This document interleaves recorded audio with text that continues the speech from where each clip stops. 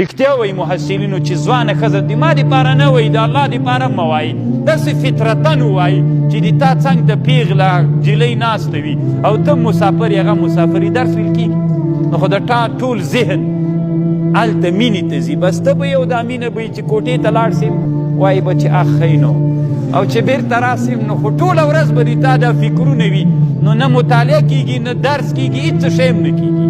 یعنې هغه د اسلام د دین نه پرېږده هسې د فطرتن هم انسان نسي کامیابېدلی نو دا د علم دوستان نه ول دا د علم سره دښمني وله چې دا کار دوی کوو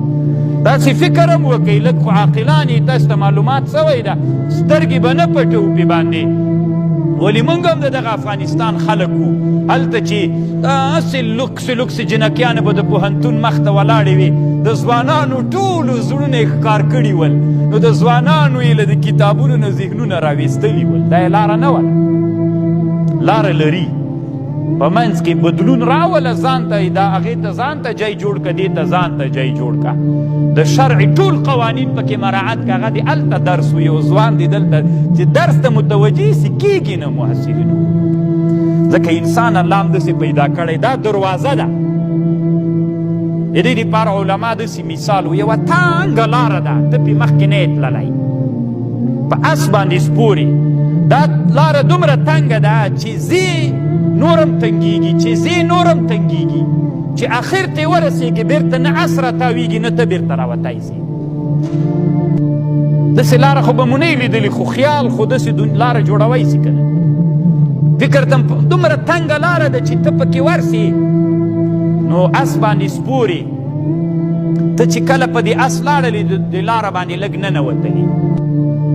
نو که عاقل ځان سره فکر وکړه چې دا لاره خو دومره ډېره اوږده ده که اس ځي هلته خو چې اخر ته هم ورسېږي بېرته راتاوېدی نه سي چې راوځي او چې څومره ځې دا لاره تنګېږي نو اول دې چې ناروا ته وکتل چې ورته ودې کتل نو که عاقل یې سترګې کته واچوه زړه کې جای مه ورکوه بېرته یې وباسه دغه صورت چې تا ته ښایسته ښکاره سوی ده دا بېرته له زړه نه وباسه او که دلته جای ورکړې همداسې تکراروې نو دغه تنګ دیوال کې مزل کول دي او اخر داسې جي ته تلل دي چې بیا اصل نه راتاویږي نو همغلته به بیا مړ کېږي نو باید سړی د ځان علما وایي وی د حرامو ته کتل یا پردی ښځې ته یا داسې هلک ته چې حسین وي دی ته کتل دا داسې مثال لري دا کتل تنها دا وي داسې مثال لري لکه یوه سکروټه چې وښو کې واچوي